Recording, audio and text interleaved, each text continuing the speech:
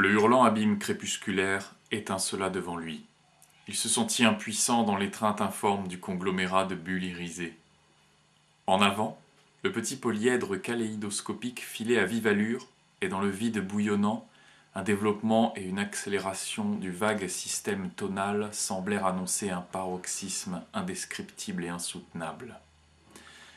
Il pressentait ce qui allait arriver. L'explosion monstrueuse des chants walpurgiens, qui concentraient dans leur sonorité cosmique toute l'effervescence primitive, fondamentale, de l'espace-temps qui couve derrière les sphères de matière amoncelée, et jaillit toutefois en réverbération rythmique qui pénètre atténuer tous les niveaux de l'être et confère partout dans les mondes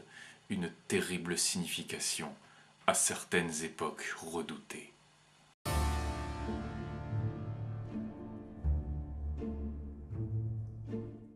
Avec Edgar Poe, Howard Phillips Lovecraft est certainement l'auteur le plus représentatif du fantastique littéraire et aussi sans doute le plus adapté. Au moins autant que Poe, voire plus, Lovecraft fait partie de ces auteurs dont l'aura a complètement dépassé la réalité et de la vie et de l'œuvre. Il y a une légende noire qui entoure celui qu'on surnomme le maître de Providence, le reclus de Providence, ville où il a passé toute son existence. Une légende faite de raccourcis, contredite par les faits biographiques, contredite par la lecture approfondie des textes, mais une légende persistante qui masque complètement la réalité de l'œuvre et qui est très souvent ce sur quoi s'appuient les adaptations de Lovecraft, puisque au fond on n'a jamais vraiment vu une adaptation fidèle à l'esprit de son art. On peut se demander pourquoi, la réponse on la trouve vite quand on lit un peu les textes. Voir le passage que j'ai lu en introduction, qui est pour le moins baroque et pour le moins littéraire. C'est vrai que la langue de Lovecraft, même traduite, provoque des impressions beaucoup plus que des visions en fait. Mais les textes de Lovecraft ne sont pas dénués de visions ni d'imagerie, puisqu'il a créé, il a même créé tout un mythe, le mythe de Cthulhu, extrêmement marquant, qui a été immédiatement repris par des continuateurs jusqu'à aujourd'hui, puisque Lovecraft est devenu une sorte de marque qui est extrêmement populaire aussi bien au cinéma que dans le monde du jeu, que dans le monde du jeu de rôle, que dans le monde du jeu de plateau, que dans le monde du jeu vidéo sans doute. Cette imagerie, elle a été énormément développée et promue par Auguste Derleth, qui a été un des continuateurs de Lovecraft. Mais évidemment, elle est présente dans les écrits de Lovecraft. Et à choisir entre tenter de traduire les impressions très fortes que peut laisser la langue de Lovecraft, ou illustrer les visions qui parsèment de façon marquante ces nouvelles et ces romans, et bien les cinéastes ont en général choisi évidemment de s'adonner à l'illustration de l'imagerie. L'univers que Lovecraft a mis en place est commun à un certain nombre de récits, pas tous, mais un certain nombre, et il est fait d'emprunts à des mythologies anciennes, des mythologies pré-chrétiennes,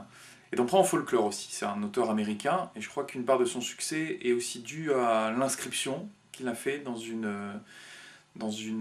Amérique, dans une Amérique urbaine. Les récits de Lovecraft se passent, alors pour ceux qu'on retient en général au cinéma, dans la ville imaginaire d'Arkham, qui a donné son nom à l'asile où sont enfermés les méchants, les vilains que Batman attrape. Donc dans cette ville d'Arkham, il y a une université, elle aussi bien connue, l'université de Miskatonic. Et justement, le héros de la nouvelle qui nous intéresse aujourd'hui, Dreams in the Witch House, la maison de la sorcière en français, est étudiant à l'université Miskatonic. C'est un étudiant en mathématiques, fasciné par les angles. Sentant que ses recherches vont y prendre des perspectives insoupçonnées, l'étudiant en question, Gilman, va emménager dans une vieille maison à la sinistre réputation,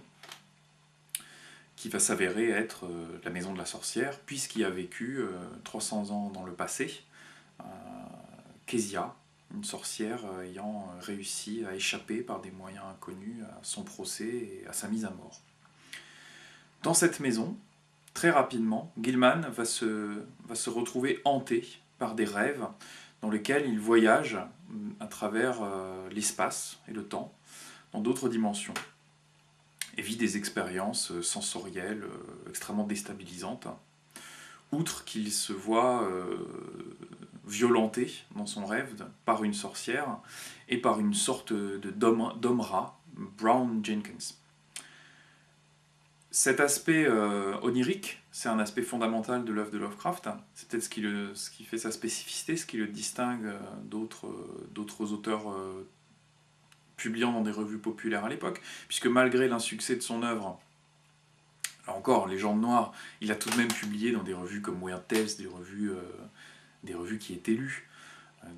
dans lesquelles publiaient des gens comme Howard. Très rapidement, cette vie onirique devient totalement aliénante pour Gilman, qui peine de plus en plus à distinguer rêve de réalité, d'autant plus qu'il se retrouve soumis à de violentes crises de somnambulisme et qu'il ne sait plus très bien ce qu'il fait en réalité de ses nuits. Dans ses rêves, Gilman est sous l'emprise d'une sorcière dont il n'arrive à se défaire malgré l'aide de ses colocataires ou de ses amis, et qui essaye de le pousser à être son servant dans un rituel qu'elle doit accomplir pour faire venir sur Terre un de ces dieux, de ces grands dieux endormis qui ont fait l'image de marque du monde Lovecraftien, en l'occurrence dans la nouvelle Azathoth. La nouvelle de Lovecraft est pleine de références à cet univers partagé que j'évoquais tout à l'heure. Donc on y entend parler du Necronomicon que Gilman a lu, il y est fait mention d'Azathoth, il y est fait mention de la ville d'Innsmouth, où a lieu une des nouvelles les plus célèbres de Lovecraft, d'ailleurs adaptée par Stuart Gordon sous titre de Dagon. Et donc la nouvelle se conclut par, comme très souvent, la capitulation de Gilman face aux forces antédiluviennes qui tentent de faire de lui leur jouet et qui y parviennent puisque, ayant participé au rituel, il est retrouvé mort. Et la nouvelle se conclut par la vie postérieure à la mort de Gilman de cette maison, où sont finalement retrouvées des preuves que tout ce qu'il a vécu ne relevait peut-être pas du délire ou de la folie, mais bel et bien de la réalité. Puisque dans les ruines de la maison sont découverts des ossements d'enfants qui auraient donc été sacrifiés, et dont certains datent de plus de 300 ans. Tout cela,